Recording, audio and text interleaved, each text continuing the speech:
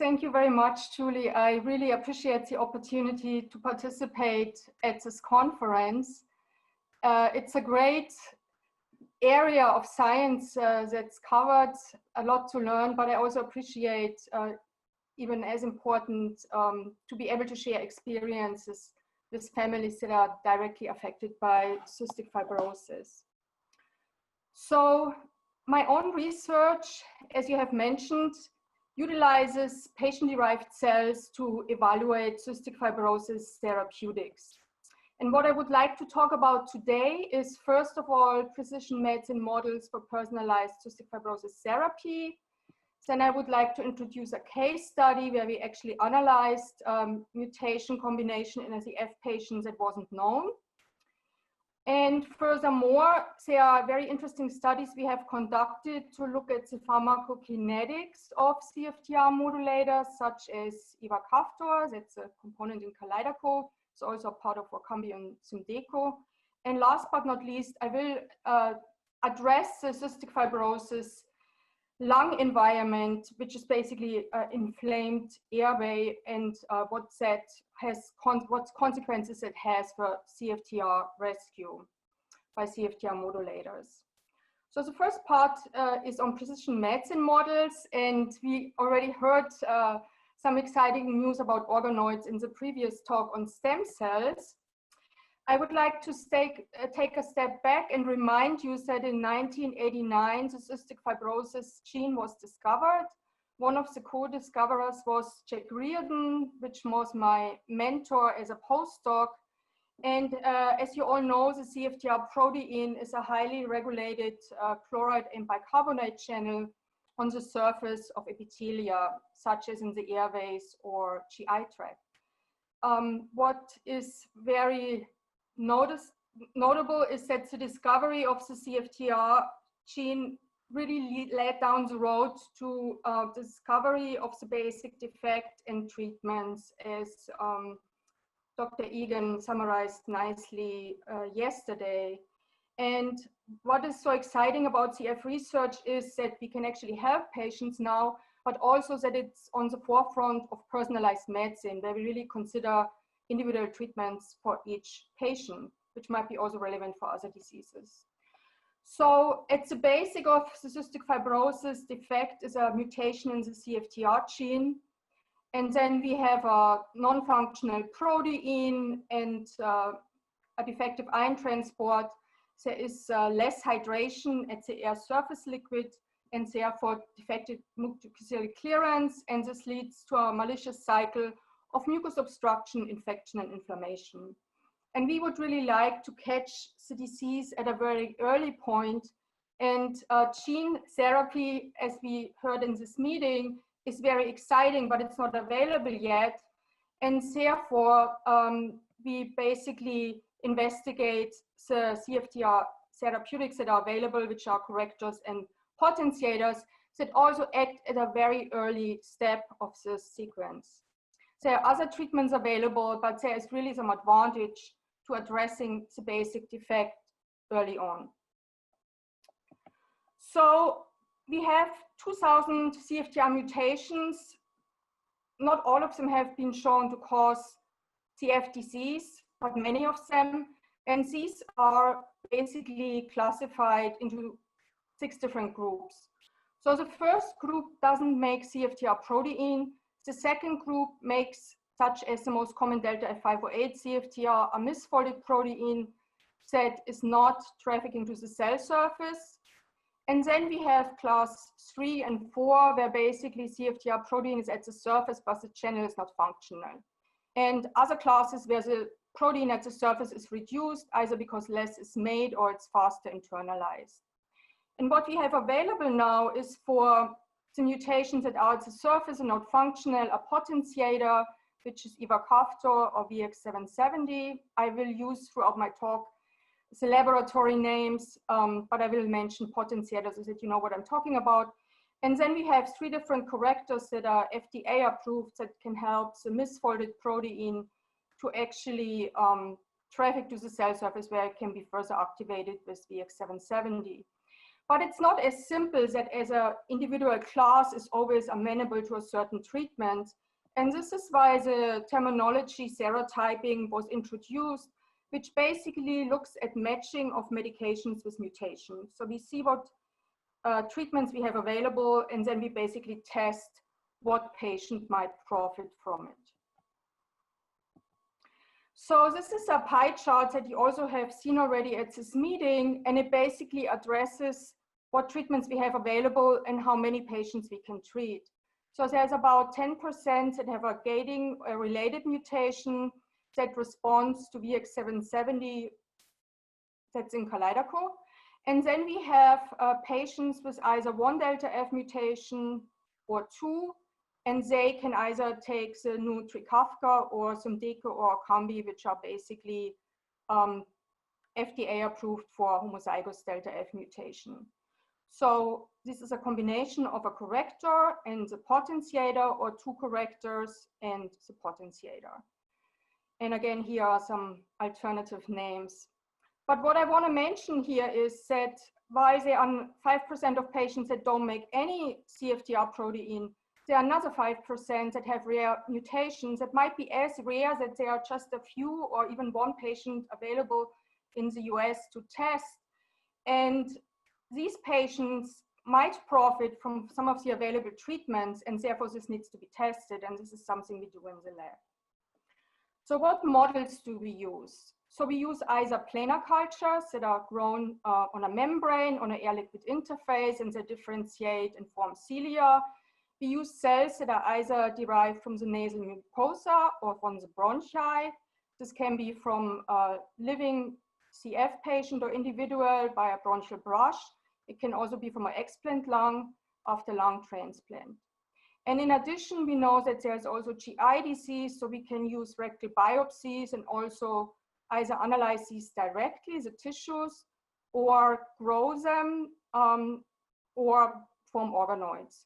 And what we also have introduced in our lab intensively is growing organoids. These are 3D spherical structures from bronchial cells and nasal cells. And I will tell you a little bit more about that. So first of all, I want to make a point that nasal cells from the nasal mucosa are as useful as bronchial cells in analyzing CFTR rescue. So here we have from the same patient a bronchial brush derived culture, a nasal brush derived culture, and then a nasal scrape derived culture. And you see that in all cases, VX809, which is a corrector, restores this upper band, which is basically the protein that can get to the cell surface. It escapes the endoplasmic reticulum, where the protein has this lower molecular weight form, and goes through the Golgi, where it gets modified by oligosaccharides, and therefore it has a higher molecular weight. But you see that it's also taking place in nasal cells, not only in bronchial cells. And even so, if the maximum response might be different, the general response is very similar in nasal and bronchial cells. And we are much more interested, obviously, now in triple treatments. And here, 5 different triple treatments are shown. And you see that this is also a delta F patient, similar as on the left side, that in the presence of this triple treatment, we get a huge amount of this mature protein that looks just like the one we see in wild-type CFTR, whereas we don't see anything if there's no treatment. And the same applies to nasal cells. So this is just making a point that basically obtaining nasal cells from a patient is very non-invasive, but it can be very useful in order to analyze how airway cells are responding to treatments. So we also grow organoids from these cells. And when we put the cells in a hydrogel, which is also called matrigel, the organoid will form in a fashion that the cilia and CFTR are orientated towards the lumen, to the inside. And this has now the advantage that when we activate CFTR, which transports chloride and bicarbonate, and then water follows osmotically or fluid, that these organoids swell. And in addition, when we put these tissues in a plate with media, within a few days, we can get these organoids in the opposite orientation. So there is no hydrogel. We don't allow the cells to settle down. and they basically form directly from the tissue now with the cilia and CFTR oriented towards the outside. And if we activate CFTR, ions and fluid move in the opposite direction and they shrink. So the ones up here in matricel take a few weeks to differentiate. These ones form rather quickly. And this is shown here in a little cartoon and movie again. So we activate CFTR, and I will show you here how the organoids actually swell if there's functional CFTR, and here's a control where we don't see any swelling. There's just some wiggling. We usually take a movie for 2 or 3 hours. And here you can see again that the cilia standing green are orientated towards the lumen, and we also see some mucus. You saw similar organoids in the previous talk on stem cells. Now, this is very helpful because when we have, for example, here a mutation S1251N, which is a gating mutation, we can test whether it responds to VX770. And both left movies will now start at the same time. You see that only the one that actually has been treated with the potentiator VX770 swells. And indeed, this mutation is approved for Kaleidoco, which is VX770. And here's another mutation, the P67L. If this has been cultured in the presence of a corrector compound, we see great swelling, whereas we don't see the swelling here. And this can be quantitated, and there can be basically easily evaluated whether there's a response or not from hundreds of these organoids. Now, this is the other kind of organoids that I mentioned. We put basically a nasal brush or scrape here in media, and these form a kind of like form like little buds of these tissues within days and can then be immediately analyzed. Here, the whole organoid is basically not growing from individual cells, but it's forming from the tissues. Here they are stained, and you can see in other stainings a little bit more close up, that the cilia to the outside. And I told you already that when we activate CFTR, since the orientation is here is the opposite, that these shrink. And this is shown here for a normal individual. So the size of the organoid or spheroid basically shrinks to about 80%. And when we have a CFTR inhibitor, we can't observe this shrinking. In addition, when we look in a individual with CF mutations that don't have CFTR function, we also don't see the shrinkage. So we have established a multi-assay platform where we analyze basically tissues directly, where we expand these cells to planar cultures. We also form media spheroids and matricial spheroids. And I will not go into detail, but there are a lot of possibilities in analyzing CFTR rescue, all the way up to restoration of mucociliary clearance that can be done with these models. So this is very, very valuable for in vitro analysis of drug responses. Now, to summarize this part, to address patient-specific responses, we use tissues from individual patients to test CFTR therapeutics. And this is not only electrophysiological measurements on planar cultures and Ussing chambers, but it's also the application of 3D spheroid cultures to basically predict responses to CFTR therapeutics. And in the next section of the talk, I will actually describe how this was utilized for a patient where it was even not known that this patient turned out to be a CF patient, had cystic fibrosis. So this Afro-American lady was 71 years old, and she had bronchiectasis, which you can see here on the TC scan. The sweat chloride was rather high, so it indicated that there might be a chance of cystic fibrosis. And when we got nasal tissues, we analyzed them quickly in the nasal spheroid assays, and we didn't see a shrinkage. So this patient was basically the CFTR gene was sequenced, and we decided to analyze this further because the two mutations that this patient had were so far not known. It was an exchange of phenylalanine at position 191 to a valine, and then it was also a mutation that introduced a truncation, a stop mutation, which led to a premature stop, which made us think this variety of CFTR is probably not functional. But what we did is we analyzed this further in Using chambers, and it was already nicely described in the previous talk, how in Using chambers we inhibit the epithelial sodium channel with amiloride, and then we activate CFTR with forskolin, and we can further add a potentiator to further activate the channel, and finally we inhibit the channel with CFTR inhibitor. And you can see that without any further treatment, the cells from this patient, the nasal cells, didn't have very much function.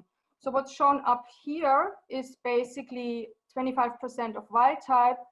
And what's shown here is what you get when you correct delta F patient culture with VX809 and 770, which we know is relevant in the clinic. It's the Orkambi treatment. And you see that this patient has some residual function, but not very much. However, in the presence of a corrector compound, and it can be 809, VX809 or VX661, there is a super nice rescue of the CFTR function, which is about 20% of wild type, and is therefore important and significant. And when we only treat with potentiator, we don't actually get a response. And then the combination of potentiator and corrector looks the same as corrector alone. So there is a nice response to corrector compounds. So we analyzed that further, looking at our matricial swelling assays, and we could confirm that in the presence of 809 or VX770, not VX770, but VX809 or VX661, which are both correctors, there is a nice rescue of CFTR function, swelling rescue in this patient, which reaches about up to half and more of the wild type non-CF spheroid swelling. Then we looked in a Western blot what CFTR looks like in this patient. And we did this on 2 different occasions, 6 months apart, but the result was very reproducible. There was hardly any mature protein seen upon no treatment or treatment with vehicle. However, when we had corrector present, there was a very intense mature band. So this mutation responded terrifically to CFTR correctors. Now, the cells from the patient had 2 mutations, the F191V and then the truncation. And in order to make sure that the response here is due to the F191V mutation, we expressed these 2 mutations individually in cell lines, in HEC293 cells and also BHK cells. And we could see that when we express the variant that's actually truncated there's a mutation at amino acid 458, but the truncation is at 468. We get a protein that's a truncated CFTR and is not expected to be functional because this truncation is in the first half of CFTR, and furthermore in tissues we know there is nonsense mediated decay where these kind of constructs get degraded. However, when we expressed F191V, we saw similar as in tissues, only a very small amount of mature protein that's always marked with a star. But in the presence of VX809 or corrector, we got some mature protein that we also have in wild type cells. And furthermore, we went even further into molecular analysis, looking at the single channel kinetics of the F190V channel. And we see, so this is basically here where you fuse vesicles from these cultures, you isolate membranes and you fuse them with a lipid bilayer, and then you can see how often is the channel open versus closed. And you can calculate the open probability and also the conductance. And you actually see that in the rescued F191V, it's very, very similar to wild type CFTR. And interestingly, this is a completely different mutations in delta F508, because even in the absence of corrector, when we could see a channel, which we saw much more rarely in not corrector treated membranes, the channel was functional. So it doesn't need VX770, but it needs to get to the surface, and therefore it needs a corrector. So in summary, using a precision medicine approach, we defined a rare CFTR mutation and demonstrated that F191V, which is very rare and mainly found in Afro-Americans and leads to a late onset of cystic fibrosis, most likely because there is some CFTR function. But we could show that this mutation is actually very sensitive to corrector treatment and profits from it. And we use 2- and 3-dimensional nasal culture models to basically conduct these studies. And we did many more rare mutations. I'm only presenting one here, but the methods we have established in the lab are really a very good tool to describe the defect in classical or non-classical rare CF mutations, and basically evaluate what kind of treatments are supportive in the treatment strategy for these patients. So it supports diagnosis and also treatment. So now I'm shifting gear a little bit. We know that we have available CFTR correctors and potentiator VX770. And in patients, it's usually the plasma concentration that is measured. However, what we found early on, and we confirmed this in the study, is that when we treat, and this was here, were here delta F, primary bronchial cells from 3 individuals, when we treated those with either a combination with VX809 or VX770, and the corrector was given at 3 micromolar, the potentiator at 1 micromolar, and analyzed the drug concentration. And we did the same thing using VX661 as a corrector and VX770 as a corrector, changed the media every day, and found that there is a huge accumulation of the potentiator VX770, which is a very hydrophobic molecule in the tissues.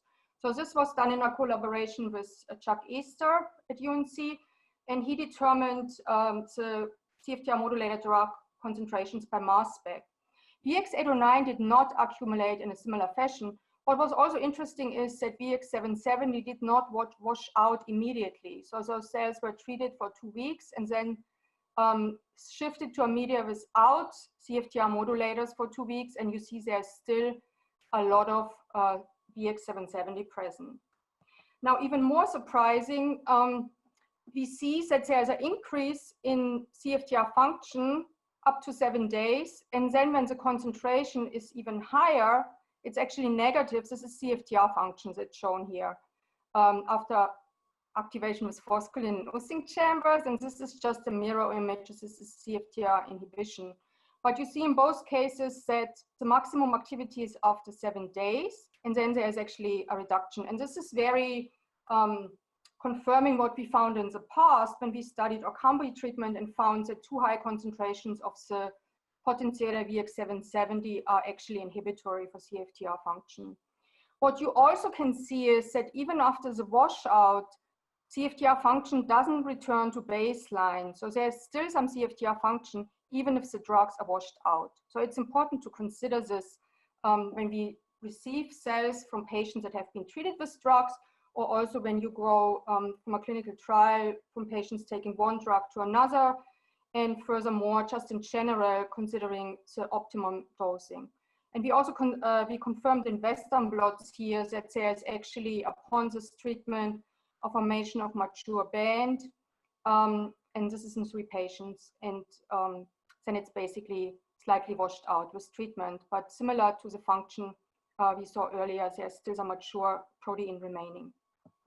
So it's really important to consider that the potentiator VX770 highly accumulates in cystic fibrosis bronchial cells with chronic treatment, which is a patient taking it every day.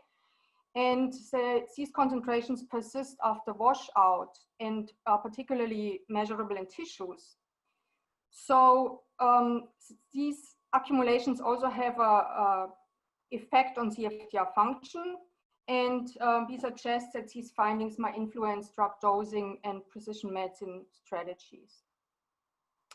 Now, the last part of my talk addresses the cystic fibrosis airway environment. So when we culture our tissues, we do this in a sterile environment.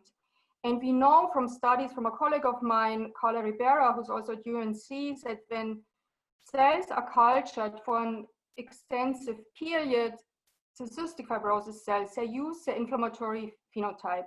So the airways, the lung is inflamed of a CF patient. You can see that here on the left. There's a lot of liquid in the bronchi, and this can actually be collected and then centrifuged and filtrated. And we usually pool this from several patients. And we call this supernatant from mucopurulent material, SMM, and that's from CF lungs, cystic fibrosis lungs. We find a lot of cytokines and inflammatory stimuli in this liquid.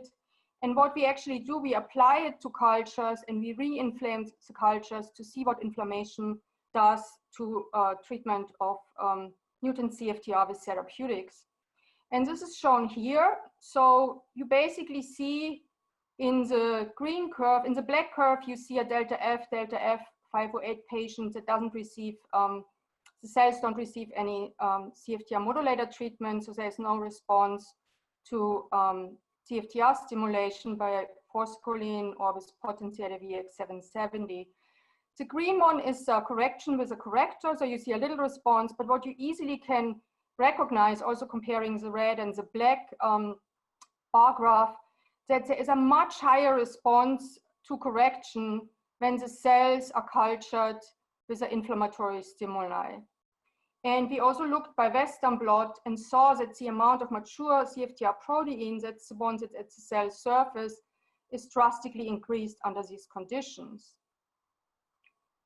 So this was interesting because it basically shows that inflammatory environment enhances delta F508 rescue with CFTR correctors.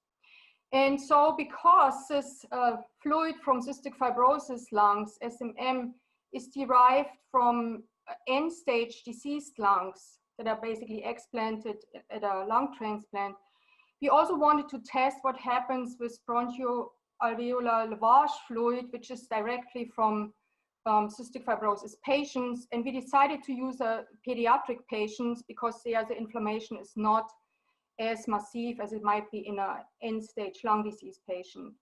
And you can see here in the green bar that even this bronchoalveolar lavage fluid from the F patients had a similar effect and enhanced the rescue of delta F508 CFTR by VX661. And when we looked in a Western blot, we also saw an increase in the formation of mature protein. So we think this is really something that is also relevant in vivo, not only in our in vitro scenario in the lab using a very high stimuli. By the way, in all of these experiments, we verified that cytokines were produced and that the airways actually were inflamed. And this was done in Carla Ribera's lab, and I'm actually not going to mention this in a matter of time. But what I want to show you is, and this is kind of returning back to what I previously talked about with the pharmacokinetics, that we found previously, and that's quite some years ago when Orkambi was introduced, that increasing amounts of the potentiator 770 in addition to the CFTR corrector can really reduce the response. And this is here shown in a trace where you basically, when you correct with 809 and you acutely stimulate with 770, you get a better response than when you give both drugs at the same time chronically. And we know that 770 accumulates and the VX770 accumulates, and this can have a negative effect. Even more, we saw when we looked at the mature protein that increasing concentrations of the potentiator VX770 reduced the mature protein. And we and others could show that this is because the half-life is reduced and it's faster internalized. So why do I mention this now? I mention it because we all know that the combination of VX809 and VX770, which is Orkambi, was actually beneficial for patients, and VX809 was not. So the question was, if we see this in vitro, why didn't we see this in the clinic? And we basically found the answer to this when we looked at the correction in an inflamed environment. And what you can see here is that when you rescue a delta F culture, and this was done on 3 cultures in quadruplicates, when you rescue it with 809, you see a nice response, which is reduced by chronic treatment with VX770. But if we investigate this in an inflammatory environment where we add basically inflammatory stimuli, this is reverted. So basically inflammation overcomes the negative effect of chronic 770 treatment. And because we are much more interested now in the triple treatment, I want you to just pay attention to the right side of this chart that shows CFTR responses, either the red one under inflammatory conditions or PBS controls. And you see even the triple treatment is majorly enhanced under inflammatory conditions. So we came up originally with this model where we said for delta F, corrector is very beneficial in increasing the half-life and the folding, and high concentrations of potentiator VX770, which allows opening, makes the protein very flexible, decreases the stability. So it basically made it turn over faster. And now we have found that inflammation actually can promote the rescue and stability of delta 508 CFTR. And we think that is because inflammation supports the chaperone expression in the endoplasmic reticulum that is required for delta 508 folding and maturation. And I don't promote here inflammation as a means of rescuing CFTR or being something good, but similar to Dr. Schmiel yesterday, I would like to just put in your mind that there's a fine balance between inflammation and CFTR rescue. And similar to what Dr. Schmiel said yesterday, we don't want to eradicate inflammation completely because there might be some beneficial aspects of it. So in summary, the inflamed cystic fibrosis airway environment that we can model with SMM or bronchoalveolar lavage basically enhances CFTR rescue. And this is significant because when we rescue delta F508, CFTR, other rare mutations in a cystic fibrosis lung, we do this in an inflamed airway environment. Obviously, enhanced inflammation is detrimental, so we don't want to promote this, but we need to be aware what's actually going on in vivo in the lung when we look at rescue. So in vitro evaluation of CFTR modulators utilizing personalized medicine models, combining cells and an inflammatory stimuli that might even come from these patients is feasible. And we also think, because we heard that there are modulators from many other companies besides Vertex coming, that as more CFTR modulators become available, optimized CF therapies might require really preclinical evaluation of patient cells to see the efficacy of certain treatments. And optimize it, because also not every patient, even if they have the same mutations, respond identically. In addition, we have a lot of mutations in CF patients, some that haven't been studied in detail. So we think our approach is very valuable in this regard.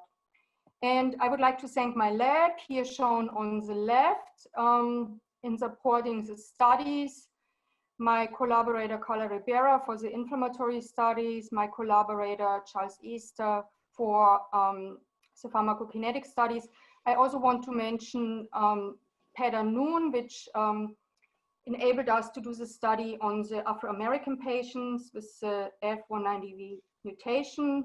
And Scott Rondell provides bronchial cells in our center. Scott Donaldson is a MD in the clinic. And Richard Boucher, which is the director of our Marsico Lung Institute. I'm very grateful to the support from the Cystic Fibrosis Research Inc.